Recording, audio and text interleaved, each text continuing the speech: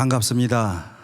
지금 이 시간에 초저녁잠이 많은 사람들은 잠을 자야 되는데 오늘 이 시간에 또 여러분들이 또 하나님 앞에 나와서 같이 기도할 수 있도록 이런 귀한 자리를 우리가 또 만들 수 있도록 인도하시고, 또 하나님 앞에 기도하면 하나님이 응답하신다고 하는 이런 굳센 믿음을 가지고 오늘 이 시간에 나온 우리 모든 형제자매들에게 하나님께서 마음의 소원들을 응답하시고, 또 여호와라파의 치료할 자들을 치료하시고, 또 마음의 평화를 주실 자들 평화를 주시는 이런 귀한 밤이 되시기를 주의 이름으로 축복합니다. 오늘날에 우리 기독교라고 할 때 기독교는 위기의 시대를 맞았다, 우리가 보통 이와 같이 평가를 하고 있습니다. 위기를 맞아서 앞으로의 한국 교회는 어떤 방향으로 갈 수 있을까? 이 부분에 대해서 긍정적으로 생각하는 사람들은 그리 많지 않고, 많은 사람들이 부정적인 그런 생각을 가지고 한국교회는 앞으로 침체될 것이고, 그리고 주님 오시는 날까지 성경에 있는 말씀처럼 교회는 망하지는 않지만 그러나 영적인 많은 침체를 거두게 될 것이다, 이와 같은 전망들을 하고 있습니다. 그러면 왜 오늘과 같은 이러한 위기와 침체를 맞게 되었을까?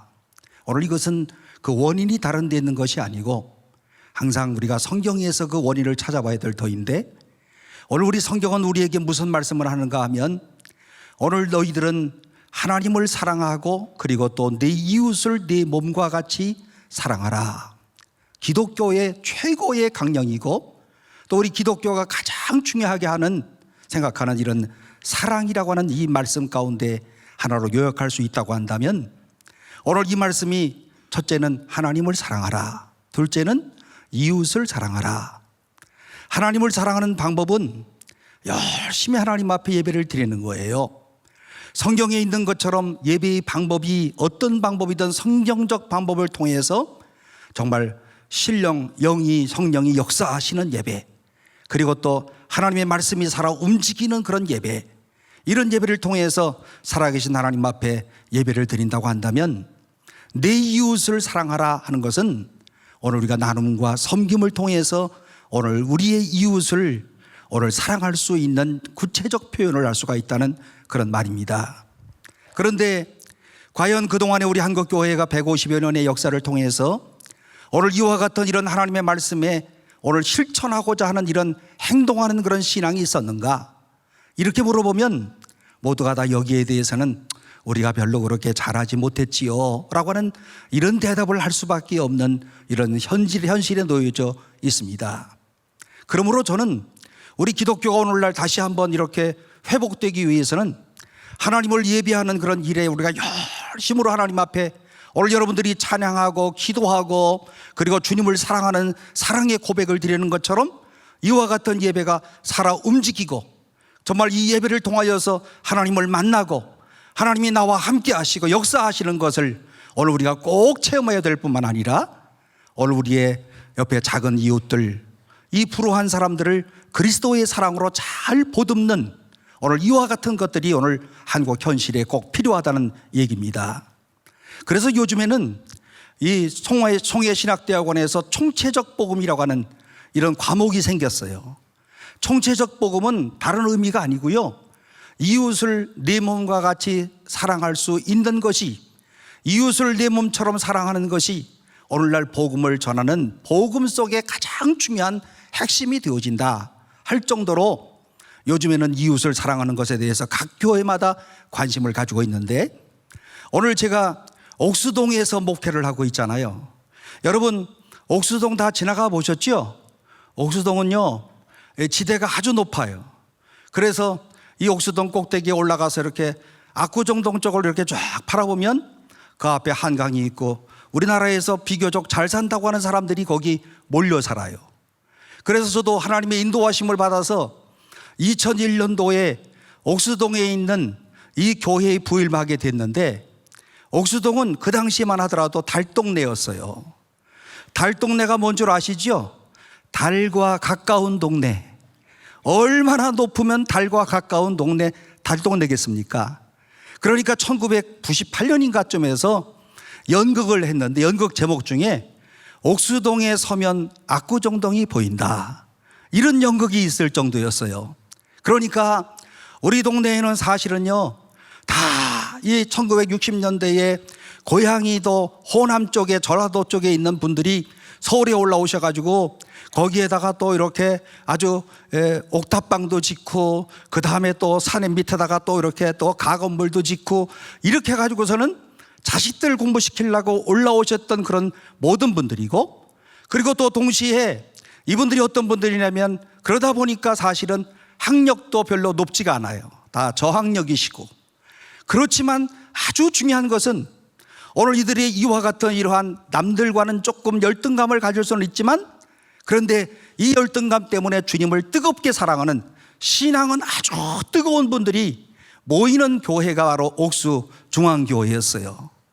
그래서 제가 이곳에 하나님의 인도하심을 받아서 이곳에 목회를 시작하게 되었는데, 저도 와보니까 사실 한 100여 명쯤 모이는 이런 교회에 목회를 하려고 하다 보니까 참 여러 가지로 어려운 점들이 많이 있잖아요.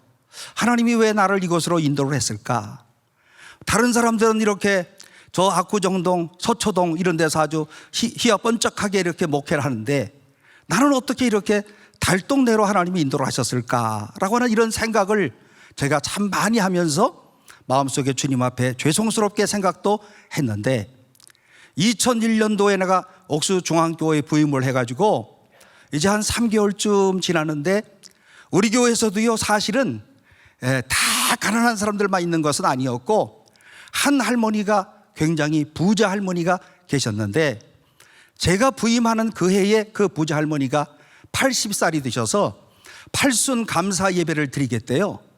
그래가지고 저보고, 목사님 이번 목요일 날 신라호텔로 목사님 오셔서 제가 그저 이북에서 피란 나와가지고 이렇게 자식들을 이북에 두고 왔는데, 교회적으로 잔치는 할 수는 없지만 그저 목사님 모셔서 간단하게 예배드리고 식사나 좀 합시다.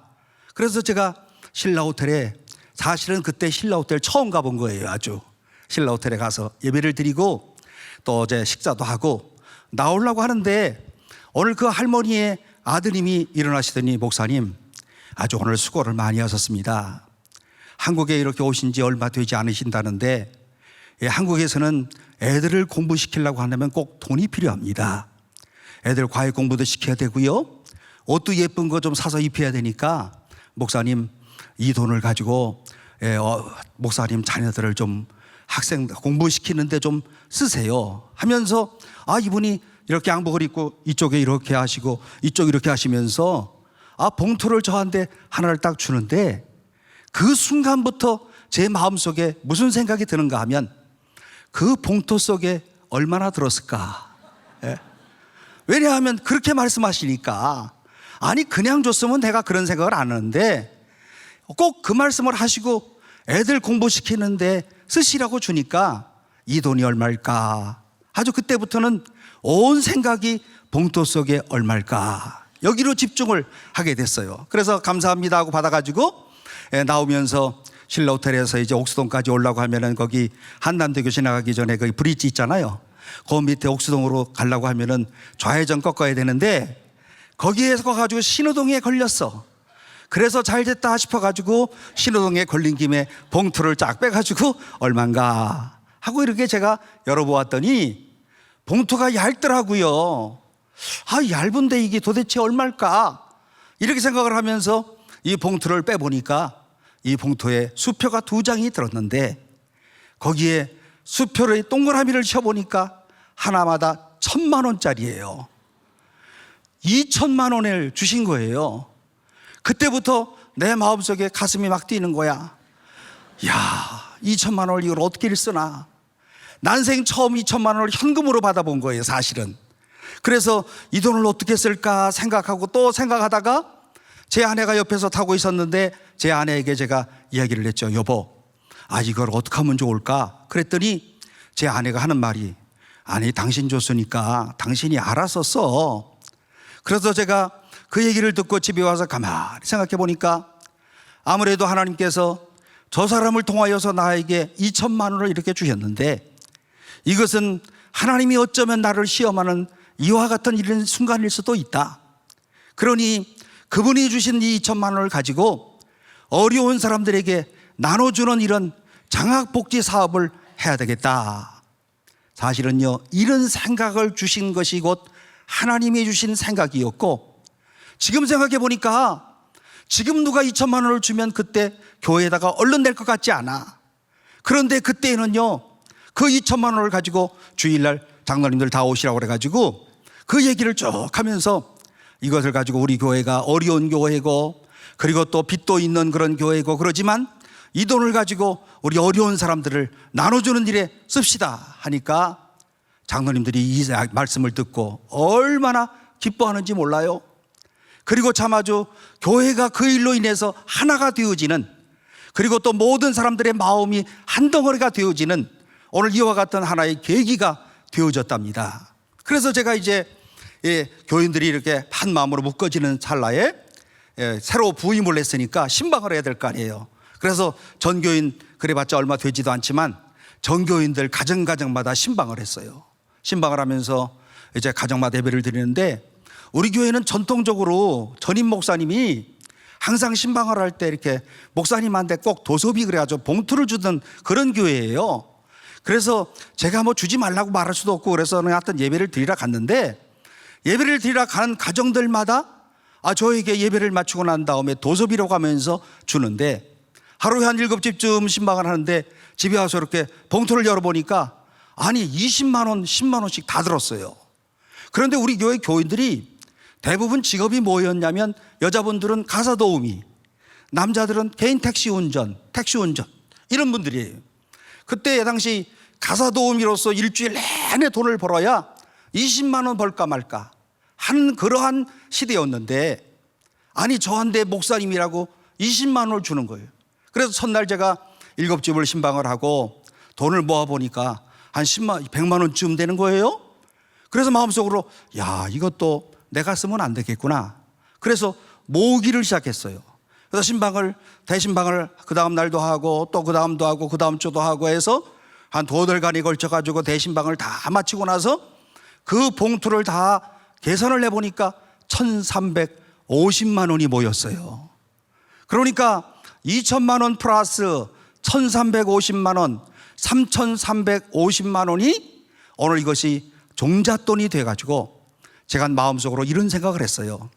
제가 독일에서 공부를 하면서 무슨 생각을 했냐면, 오늘 세상의 모든 경제 분배 방식은 능력별 분배 방식이라, 능력 있는 사람들은 많은 돈을 갖게 되고 능력 없는 사람들은 가난하게 살고 하는 것이 자본주의적 경제 방식이라고 한다면, 성경적 경제 방식은 사도행전 4장에 나오는 것처럼 필요에 따라 나누는 경제 분배 방식. 그 도대체 필요한 사람이 누구냐? 가난한 사람들, 어려운 사람들, 내 주변의 작은 이웃들, 오늘 이 사람들에게 그리스도의 사랑을 담아서 나누어주는 것이 바로 성경적 분배 방식이다 하는 것을 제가 그 독일의 생활을 통해서 알고 왔거든요. 그래서 그러면 이 돈을 가지고 필요에 따라서 사람들에게 나눠주자 하면서, 이제 필요한 사람들이 누군가 하면 가난한 사람들이잖아요. 쌀 없는 사람들 정기적으로 쌀도 사다 주고 라면도 사다 주고, 그 다음에 또 대학생들 또 돈이 없다 그러면 장학금도 매 학기마다 10명씩 선택해서 1년에 20명 해가지고 지금까지도 하고 있는데, 우리 교회로부터 장학금을 받은 대학생들이 한 500명쯤 돼요, 지금까지. 그런데 500명 중에서 저한테 고맙다고 넥타이 사온 사람은 2명밖에 없어. 누가복음에 나오는 문둥이들하고 똑같아. 안 그래요? 아주 처음에 월급을 타가지고 감사하다고 나한테 인사 좀 하면 어떻겠어요? 이게 참 중요한 거 아니겠어요? 그러나 우리가 무슨 넥타이 받고 무슨 감사하다는 말 들으려고 하는 게 아니기 때문에, 오늘 여러분들이 여기 저 젊은 분들이 많이 모여서 제가 이런 소리 하는 거지, 어디 가서 또 이런 소리 안 해요, 사실은. 그런데 대학생들에게 또 등록금을 주고, 그 다음에 또 그 당시에는 밥 못 먹는, 점심 못 먹는 우리 교회 주변의 학교 학생들에게 또 점심값을 대주고, 또 수도요금 못 내는 사람들 수도요금 대주고, 말하자면 필요에 따른 그런 분배. 그리고 제가 원칙을 하나 정했어요. 올해에 들어온 모든 장학헌금은 올해 다 쓴다. 왜냐하면 내년에는 하나님이 또 채워주실 것이기 때문에. 그런데 제가 이 말씀을 하고 났는데 이게 아주 정통 사람들의 마음에 감동을 줘가지고 그 가난한 사람들이 오늘 헌금을 드리는데요, 작정을 해가지고 10,000원, 20,000원, 30,000원 해가지고 드리는데 그 1년 동안에 사실은 우리 교회 이와 같은 이런 소문을 듣고 교회를 떠났던 사람들이 다 와가지고 1년에 300명이 부흥했어요, 우리 교회가. 그러니까 1년 만에 300명이 부흥하니까 이 사람들이 다 11조 드리고 뭐 감사헌금 드리고 신앙을 아주 잘 지켰던 사람들이기 때문에 교회가 재정적인 그런 면에서 아주 정상적인 궤도에 올라가게 됐어요. 그래서 이제 우리 교회는 처음에 얘기했던 것처럼 그래서 어려운 사람들을 나눔하는 일에 열심을 내고, 이 나눔이 또 1년을 하고 2년을 하고 하다 보니까 사람들에게 좋은 소문을 내게 되었고, 그리고 또 교회에 대한 이런 사람들의 생각들이 완전히 변화되어져서 우리 동네로 이사 오는 사람들은 다 우리 교회 오시는 거예요. 그리고 아주 뜻이 있는 사람들은 또 멀리서라도 또 우리 교회 찾아오시기도 하시고요. 그래서 꾸준하게 오늘 이와 같은 일들을 하는 중에 이제 우리 교회 가운데서 이제 제가 동네에 지나가면요, 사람들이 저보고 항상 그래. 안 믿는 사람들도, 목사님, 내가 다리가 아픈데 어떻게 했으면 좋겠어요? 아니 근데 제가 어떻게 하란 말이, 그 노인네가 돼서 다리 아픈데, 목사님 허리 아파요. 사실은 다 골다공증으로 인해 가지고 오늘 이와 같은 이러한 연세가 드시니까 허리 아프다, 다리 아프다, 뭐 여기 아프다, 저기 아프다 그러는데 나보고 좀 뭘 좀 도와달라 그런 뜻이에요. 그래서 제가 가만히 생각해 보니까, 아니 이분들한테 꼭 도와줬으면 좋겠는데 이 골다공증에 우유를 먹으면 좀 되겠구나, 이런 생각을 했어요. 왜냐하면 제가 우유와 연결되어졌던 첫 번째 스토리는, 제가 고등학교를 졸업하고 공군사관학교에 시험을 치렀는데, 공군사관학교 갈 때 그때 내 나이, 고등학교 3학년 때 내 몸무게가 47kg야. 47kg니까 여러분들이 보시는 것처럼 지금 이 조명이 지금 이렇게 확 비춰서 그렇지, 제가 비교적 얼굴이 까마잡잡한 스타일이에요. 눈은 아주 빵울한 스타일이야. 그러니까 제가 독일에 있을 때도 독일 사람들이 저보고 아우스 버마에서 왔네요. 제가 버마 사람처럼 보이는 거예요, 말하자면. 그래서 47kg인데 공군사관학교를 붙었다고 하니까 우리 아버지가 너무 좋아하시면서, 아니 이제 50kg가 넘어가야만 학교 갈 수가 있는데, 그때 우리 아버지가 그 가난한 살림에 우유를 저를 석 달을 먹였어요. 그래서 이 석 달 동안에 3kg가 쪘어. 그래서 50kg가 넘어간 거예요, 제가. 그래가지고서는 간신히 2차 체력장에 합격을 한 거예요. 그런데 사실은 결과적으로는 이제 마지막에 떨어지긴 했지만, 우유에 대한 스토리는 그런 스토리가 있는 거예요. 예? 그래서 제가 이 할머니 할아버지들한테 우유를 주면 좋겠구나 생각을 했는데, 우리 교회 바로 옆에 우유 지점이 있어가지고 제가 가서 물어봤더니 하루에 한 180ml짜리가 700원이래요. 그러면 한 달에 21,000원이 필요한데, 21,000원에서 100가구를 하게 될 경우에 210만 원이잖아요. 그것도 큰 돈이잖아요. 그런데 교회가 210만 원씩을 꾸준하게 할 수 있는 그런 여력이 없는지라 어떻게 하면 좋을까 하고 우유값만을 제가 알아놓았었는데, 어느 날 이제 우리 처남, 제가 최근에 세바시에 나갔었잖아요. 세바시 여러분들 보시는 거예요? 거기 나가서 이 비슷한 얘기들을 다 했어요, 사실은 15분 동안. 그런데 오늘 그래도 여기 또 뭐 새로운 분들이 많이 계시니까, 그래서 우리 처남인데 사실은요, 가까운 친척이라고 내가 얘기는 했지만 우리 처남하고 포항을 다녀오는데, 우리 처남이 사업을 해가지고 돈을 꽤 많이 벌었어요. 나보고 그러는 거예요. 아니 그 목사를 하려면, 옥수동에서 목사를 하려면 힘들 텐데 내가 사회에서 좀 돈 좀 벌었는데 나도 좀 착한 일을 좀 하고 싶은데 내가 좀 할 수 있는 일이 없을까? 이렇게 저한테 이야기를 하는 거예요. 그래서 제가 순간적으로 그 우유 생각이 탁 났어요. 아니 우리 옥수동에 가난한 할아버지 할머니들이 많이 계시는데 이분들한테 우유를 좀 줬으면 좋겠는데, 사실은 돈이 없어서 못 줬습니다. 그랬더니 얼마가 필요한데 그러더라고요. 그래서 제가 순간적으로 무슨 생각을 했는가 하면, 내가 너무 많이 부르면 우리 처남이 뒤로 자빠질 것 같고, 너무 조금 부르면 내가 손해날 것 같아서 느헤미야서 2장에 있는 말씀처럼 느헤미야가 잠시 목도하고, 이 표현이 나와요. 그지요? 예? 아닥사스다 왕 스토리에서. 그지요? 그래서 저 잠시 목도하고, 주님 몇 개를 부를까요? 이렇게 잠깐 목도를 하고 100개 정도만 하자, 이렇게 생각을 해서 100개면 210만 원이잖아요. 그래서 제가 우리 처남에게 아니 100명 정도만 하면 되겠습니다. 그랬더니 100명이 얼만데, 제가 느헤미야처럼 값을 알아놨잖아. 그래가지고 210만 원이요. 그래? 그러면 내가 3년 동안 매월마다 210만 원 낼게. 그래서 우유 배달이 시작되었답니다. 박수 쳐요, 칠라면. 예. 그래서 제가 제 별명이 우유 목사라는 거 알고 계시죠?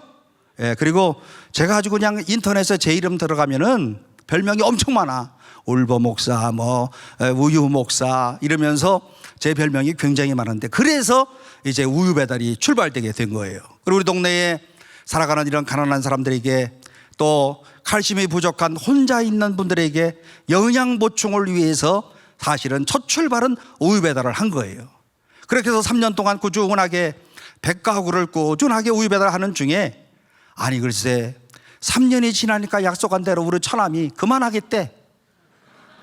어떻게 하면 좋아? 우유 받아 먹는 분들은 공짜로 받아 먹으니까 너무 좋아가지고 그냥 늘 좋다고 그러고, 동네에서 옥수중앙교회가 우유를 주는데 너무 좋다고 그러고, 나도 줬으면 좋겠다고 그러고 이러시는데 말이에요.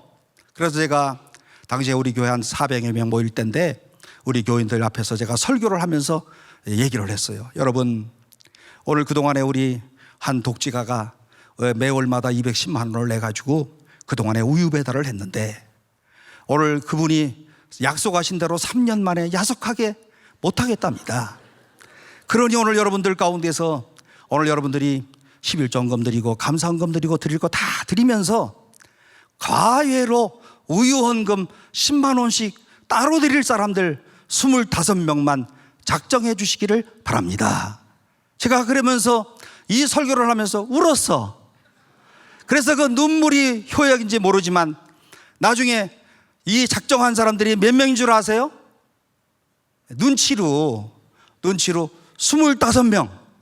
이야, 기적이에요. 25명만 작정해 달라고 그랬는데 25명이 작정을 했어요.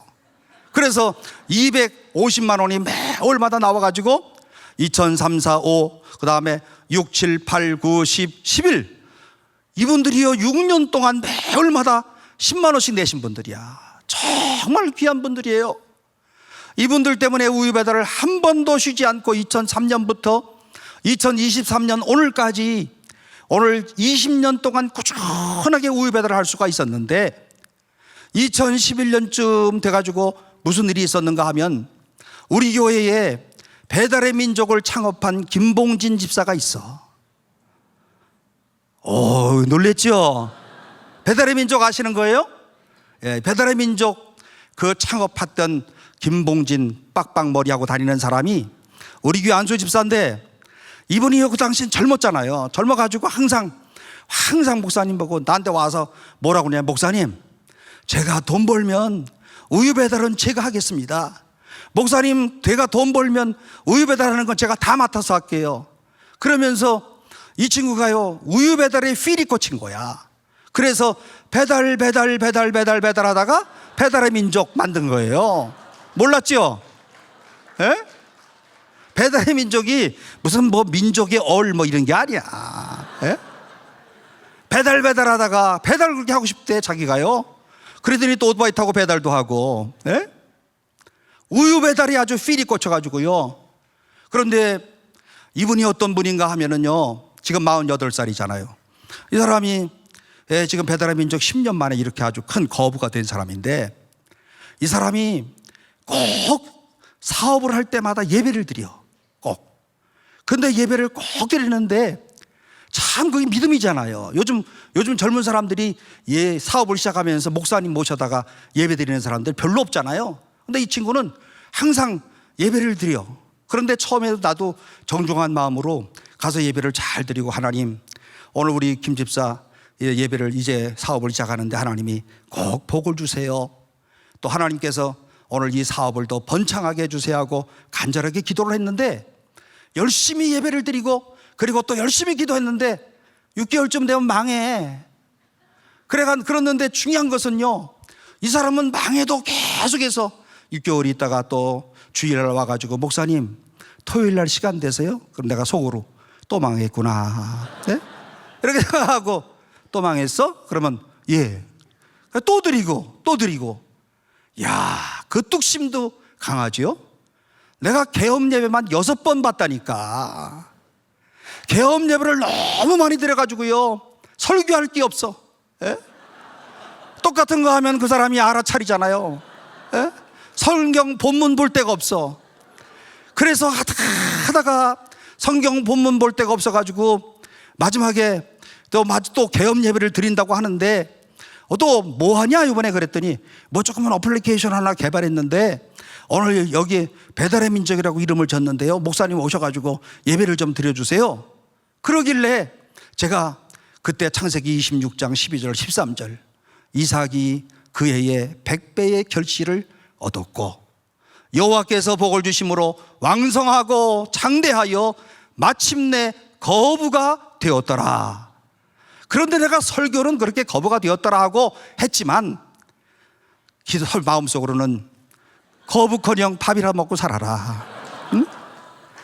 밥도 못 먹고 사는 이런 주제인데 거부커녕 참 새끼라도 좀 먹고 살았으면 좋겠다. 그 집은요 엄청나게 가난해. 그래서 그 엠베서더 호텔 앞에 그 일본 사람들이 살던 그 집에 집 한 칸에서 6명이서 이렇게 사는데요, 갈 때마다 그냥 이렇게 내가 늘 울고 왔어. 집이 너무 초라해서. 그런데 망해도 그냥 주님 의지하고 기도 예배드리고, 그때는요 사실은요 그냥 6개월 1년에 2-3번씩 계엄 예배를 드리니까 나도 사실은 속으로는 좀 그랬어. 예. 그런데 계속 예배를 드려달라고 하니 지금 생각해 보니까 믿음이잖아요. 그지요? 하나님 앞에 오늘 내 마음의 소원이 성취될 때까지 꾸준하게 기도하면 하나님은 응답해 주신다. 믿으십니까? 하나님의 약속의 말씀은 반드시 1.1획 틀림없이 반드시 이루어 주신다. 김봉진이가 대답해 주는 거예요, 이 사람이. 아니 그러더니 알다시피 이 사람이 그냥 정말 한 6개월쯤 지나고 난 다음에요, 신문에 막 나기 시작하는 거야. 부모님들이 너무 좋아가지고 목사님 우리 아들 신문에 났어요. 우리 아들 이제 회사가 잘 되는 것 같아요. 아니 그런데 이 회사가 조금 배달의 민족이 잘 되는 것 같더니 6개월쯤 있다가 저한테 찾아왔어요. 목사님, 제가 전에 말씀을 드렸던 것처럼 우유 배달은 제가 다 맡아서 하겠습니다. 교회에서 교인들이 10만 원씩 내는 거 그만 내라고 그러세요. 제가 매월마다 500만 원씩을 내겠습니다. 그러는 거예요. 근데 마음속으로 무슨 생각을 했을 것 같아요? 저렇게 낸다고 하다가 또 망하면 어떡하나? 에? 그러면 10만 원씩 내던 사람 그나마 또 그걸 다시 내라고 그래요? 어떻게 해, 그거를? 에? 그런 걱정이 생겼어요. 그래서 내가 가만히 있으니까 얼른 눈치를 채고 목사님, 제가 열심히 해서 이제 희망이 보입니다. 제가 꼭 500만 원씩을 낼 테니 그 10만 원씩 내시는 모든 교인들 내지 마라 그러세요. 그래서 제가 그 순간에 믿음으로 그렇게 합시다 해가지고 그분이 2011년 12월부터 매월마다 500만 원씩을 내서 그때 250가구로 늘렸어요. 그리고서는 이제 정말 이제 250 매월마다 500만 원씩이 들어오니까 그래서 계속해서 확장을 해 나가면서 있었는데, 그 다음 해에 2012년도에 어느 날 갑자기 골드만삭스에서 전화가 왔어요. 그래 골드만삭스는 내가 골드만삭스 사람들을 만날 기회가 있겠어요 없겠어요? 달동네 목사가 골드만삭스 말만 듣고 그 직원들 똑똑하다 그러고 아주 굉장히 똑똑한 사람만 거기 다니고 또 돈 많이 받고 연봉이 높고 이런 소리는 내가 들었는데, 골드만삭스에서 전화가 딱 오니까 왜 그러세요? 그랬더니 목사님 좀 만나야 되겠다는 거예요. 그런데가 왜 그러냐 그랬더니 한번 좀 만나서 말씀을 들어야 되겠다는 거예요. 그래서 약속을 하고서는 이 골드만삭스에 40대 초반에 아주 그냥 머리 그냥 딱 거의 상거머리를 딱 깎은 두 남자가 딱 이사라고 하는 사람이 오더니 나한테 다짜고짜로 목사님, 배달의 민족 김봉진 대표가 매월마다 500만 원씩 낸 게 사실입니까? 왜냐하면 골드만삭스가 투자했던 돈 가지고 낸 거예요. 우리 우유값을요. 그래가지고 법인에다가 낸 돈을 투자한 돈을 가지고 교회에다가 헌금했는데 나중에 회계감사를 하다 보니까 이 교회에다가 헌금했다는 거예요. 우유값으로. 그 감사하러 온 거예요, 그 사람들이. 그래서 정식으로 냈습니다. 그러면서 우리 교회가 그동안에 옥수동에서 했던 이런 아름다운 그런 구제 사역에 대한 이야기를 쭉 하니까 글쎄 그 골드만삭스 두 사람이 감동을 받고 그리고 집으로 돌아갔어요. 돌아가더니 한 달쯤 있다가 연락이 왔어요. 또 우리가 목사님한테 너무 감동을 받고 우리 여기 아시아에 있는 골드만삭스 직원 이사들이 한 사람당 10,000불씩 내서 15명이 있는데 15만 불을 교회에 기부를 하겠습니다. 그러는 거예요. 단숨에 1억 8천만 원이 한국 돈으로 들어온 거죠. 그래서 제가 마음속으로 이거는 내가 이거를 교회에 재정하고 합치면은 나중에 복잡한 문제가 생기겠구나. 이거는 사단법인을 만들어서 투명하게, 그리고 또 다 예수 믿지 않는 사람들도 돈을 낼 수 있는 이런 기회를 좀 만들어 줘야 되겠구나. 이런 생각이 들어가지고 제가 우리 김봉진 집사한테 얘기를 했어요. 이거 사단법인 하나 만들지? 그랬더니 목사님이 알아서 하셔요. 그러는 거예요. 그래서 배달의 민족 사람들 직원들이 도움을 줘가지고 사단법인을 얼른 하나 만들었는데 이름이 바로 어르신의 안부를 묻는 우유배달 해가지고 요 말 가운데 뭘 하는지 다 나와 있는 거예요. 첫째, 제일 중요한 거는 안부를 묻는다는 거예요, 지금. 그런데 2007년에 어떤 사건이 터졌냐면 신문에 고독사 문제 때문에 사회에 아주 그냥 신문에 크게 났어요. 어떻게 그럴 수가 있느냐? 사람이 죽어서 한 달 동안 어떻게 방치될 수가 있느냐? 한 달 동안 방치되는 것이 고독사잖아요. 여러분, 사실은 우리 그리스도인들이 꼭 생각해야 될 것은 우리의 형상이 하나님의 형상을 따라 지음받은 존귀한 존재다. 우리 다 그렇게 믿고 있잖아요. 그런데 존귀한 존재인데 태어날 때는 누군가가 나를 받아줘야만 태어날 수 있고 죽은 다음에는 나를 꼭 묻어줘야만 할 수 있는 그런 존재가 인간이잖아요. 우리 집에 키우던 강아지도 지 혼자 죽어.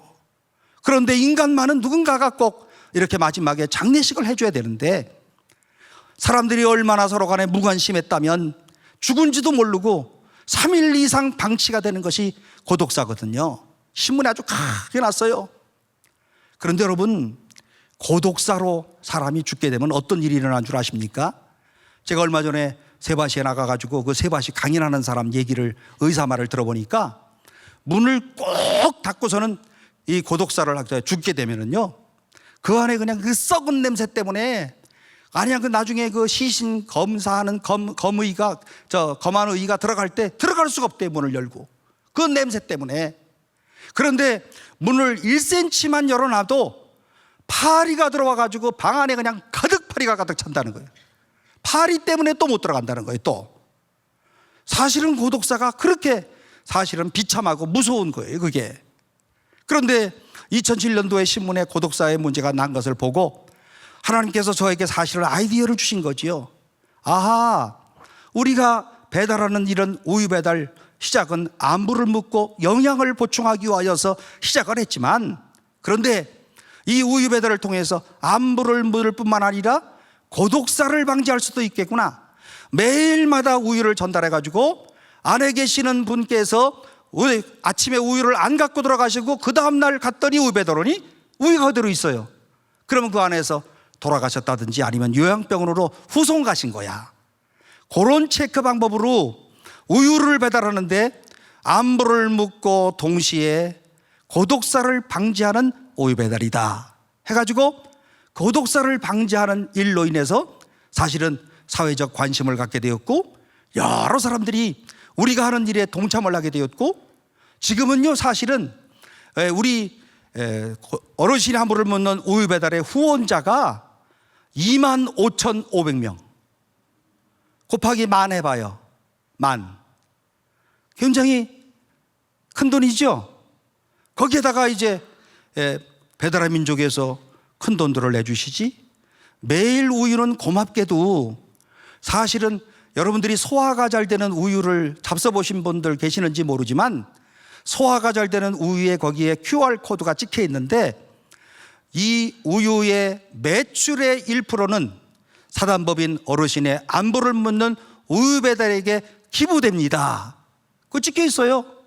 그래서 오늘 우리하고 함께 시작할 때는 그 소화가 잘 되는 우유가 150억 팔렸는데 1년에. 아니 거기다가 QR코드를 찍고 우리 어르신의 안부를 묻는 우유 배달을 찍은 다음에 요즘에는 850억 팔려. 우리한테 얼마 주게요?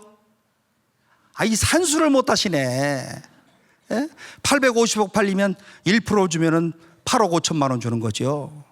우리한테 매년마다 계산을 해가지고 1년에 매일 우유가 8억 5천만 원씩 우리한테 주는 거예요. 너무 감사하죠. 물론 매일 우유는 거기다 찍어 놓고 매일 우유가 마치 고독사 방지하는 것처럼 이렇게 홍보를 하는 건 사실이지만 나는 사실은 홍보를 하든 뭐 하든 돈이나 많이 주면 되는 거니까 그러면 그 돈 갖고 나는 내가 절대로 이론도 안 받아요. 내가 여러분들 앞에서 양심적으로 얘기했지만 우리가 사실은 광고 한 번 안 하고 TV에 나와서 뭐 우유 배달에 돈 좀 내세요 이런 얘기를 한 번도 한 적이 없는데 여러분 2만 5천 명의 사람들이 후원한다? 매월마다 매억 이상의 매월마다 4억 이상의 돈이 후원금으로 들어온다? 이 모든 것은 우리가 신앙적 논리로 하나님이 도우심이 없이는 절대로 이룰 수 없는 일이다. 그렇게 저는 믿어요. 그렇지 않아요 여러분? 오늘 요즘같이 매스미디어 시대에 광고들도 다 많이 하고 우리 월드비전에 돈 좀 내세요, 컴패션에 돈 내세요, 이러면서 초록우산에 돈 내세요. TV에 나와서 맨날 광고하잖아요. 그러니까 우리 광고하는 거 못 보셨죠? 오늘 여기 오신 분들 가운데 안부를 묻는 우유 배달이 뭔지도 모르신 분들이 대다수야 사실은. 그런데 오늘 이와 같은 이런 그리스도의 마음을 가지고 정말 주께서 어떻게 생각하실까를 생각하면서 오늘 이들에게 우유를 배달했던 것이 오늘날 서울에 25개 구가 있는데요. 25개 구에 150가구씩 한 구당. 그러면 지금 3,000가구가 조금 넘던데요. 서울 시내 3,000가구 약. 그리고 강원도, 부산, 대전 또 이렇게 김포 해서 지금 원하시는 그런 동네들마다 또 돌리기 시작해가지고 최근에 요즘에 우유를 받아 먹는 분들이 4,000가구예요. 왜 놀라지도 않아? 4,000명을 세워놓으면 굉장히 많은 숫자들 아닙니까?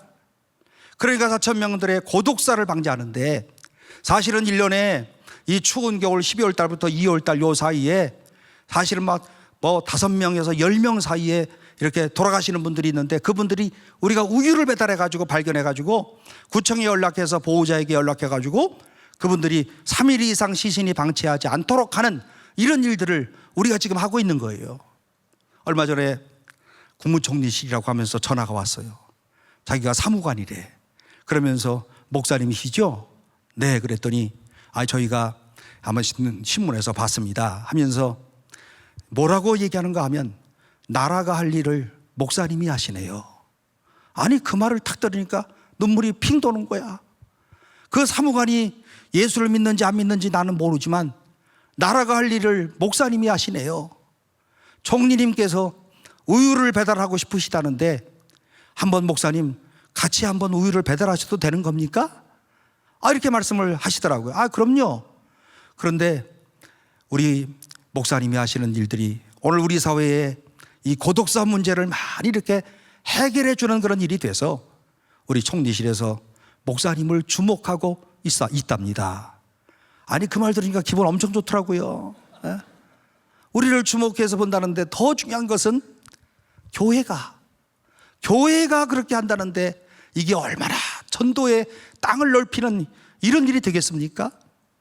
오늘 주님이 하시는 말씀처럼 정말 오늘 우리가 사실은요 제가 이 우유 배달을 하면은 고독사를 방지할 거다 이런 생각 한 적이 없어요. 단순하게 그리스도의 마음을 가지고 오늘 이런 우유를 배달하면 오늘 다 그 사람이 안부도 묻고 영양도 보충할 수가 있고, 그리고 또 나중에는 고독사를 방지한다는 것은 생각지도 못했는데, 결과적으로 가만히 보니까 하나님께서 우리 가운데 역사하시는 하나님의 은혜고, 교회를 보존케 하시고 교회를 생존케 하시고 또 교회를 발전시키는 오늘 이와 같은 이런 방향으로 하나님이 인도하시는 하나님의 축복이었다. 여러분들이 매스컴을 통해서 아시는 것처럼 2021년도에 고독사로 죽은 사람이 3,378명 우리나라에, 그리고 현재 혼자 사는 사람들, 우리나라 독거 세대가 40%에 육박했어요. 972만. 엄청나죠? 그러니까 우리나라 한 2,400세대 정도 되는데요, 2,400세대 중에서 거의 요즘에 뭐 여기 계시는 분들도 혼자 계시는 분들 많을 거예요 아마.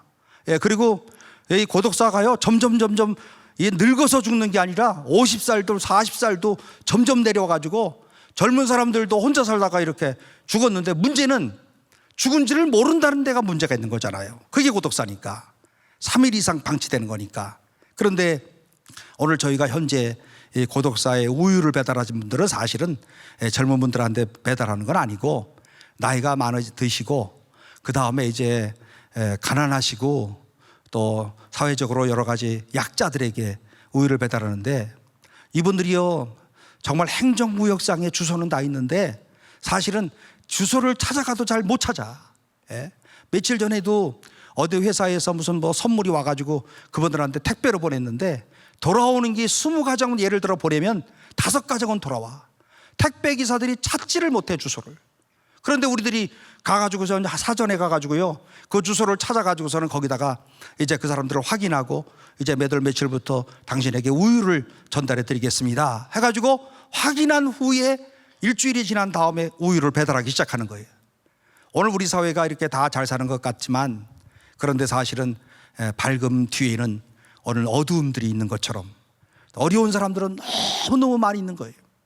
오늘날의 교회가 어떻게 행해야 될 것인가? 오늘날의 교회에 가는 방향이 뭘까? 오늘 우리가 요한복음 13장 34절로 35절 말씀 가운데 보면 주님께서 다락방 강화라고 그러잖아요. 마지막에 십자가를 지시기 바로 직전에 오늘 제자들의 발을 씻기신 다음에 주님이 마지막으로 말씀하신 말씀 가운데 너희도 서로 사랑하라. 이 사랑이 우리에게 행복을 가져다 줄 수 있고, 오늘 이와 같은 사랑의 실천이 우리 마음 가운데 행복을 가져다 줄 수 있고, 이런 실천을 통하여서 그때 너는 나의 제자인 줄 아리라. 이 말씀이 요한복음 13장 35절에 있는 예수님의 아주 중요한 말씀이, 오늘날 우리가 어떻게 신앙생활을 해야 될 것인가. 오늘 우리가 어려운 사람들을 방관하지 말고 무관심하지 말고 오늘 이들을 그리스도의 사랑으로 살펴서 그들로 하여금 희망을 주고, 그들로 하여금 사실은 나도 열심히 살아야 되겠다고 하는 이와 같은 용기를 주는 일, 이게 바로 오늘 그리스도인들이 하는 일이고, 오늘 사도행전의 말씀 가운데 보면 사도 바울이 남겼던 말씀 가운데 예수님의 말씀을 인용한 구절 딱 한 구절이 있어요. 뭔지 아세요? 사도행전 20장 35절에 보면 주는 것이 받는 것보다 더 복되다 하신 주의 말씀을 기억해야 할지니라. 이게 강도사고시에 나왔던 얘기야. 이게요. 예? 바울 사도의 13권의 책 가운데 예수님의 유일한 말씀을 인용한 구절은 어디입니까? 사도행전. 주는 것이 받는 것보다 더 복되다 하신 주의 말씀을 기억해야 할지니라. 오늘 우리의 기독교의 희망 같으신 분들이 오늘 이 저녁에 오신 건데, 여기 사실 참 제가 오늘 여러분들 보면서요, 참 이 젊은 분들이 어떻게 이렇게 이 저녁에 나와서 기도하려고 나왔을까. 여러분들이 오늘 우리 한국교회 희망이십니다. 오늘 여러분들이 정말 주의 말씀대로 잘 준행하면 주께서 약속하신 바대로 꼭 이루실 줄로 믿고, 이 믿음을 가지고 오늘 귀한 행동하는 그런 신앙, 실천하는 그런 믿음, 이 믿음을 가지고 오늘 하나님 앞에 영광을 돌리고 오늘 우리 한국교회의 가장 중요한 것은 나눔과 섬김을 통한 오늘 주의 복음을 증거하는 이곳에 오늘 그리스도의 영광이 나타날 수 있다. 이 사실을 꼭 기억하면서 오늘 다시 한번 우리 마음에 결단하고 돌아가는 오늘 이 밤이 되시기를 주의 이름으로 축원합니다. 기도하겠습니다. 사랑이 많으신 하나님, 은혜를 참으로 감사합니다. 오늘 이 밤에 기도하기 위하여 모인 사랑하는 모든 주의 백성들 한 사람 한 사람을 꼭 기억하시고 오늘 이들에게 하나님의 은혜를 허락해 주시고 주의 말씀대로 순종하며 나아갈 때 성취하는 이런 기쁨을 맛보게 하시고 약속하신 말씀대로 이루어지는 것을 보면서 오늘 주님을 더욱더 사랑하는 주의 백성들 되도록 축복하여 주옵소서. 예수님의 이름으로 기도하옵나이다. 아멘.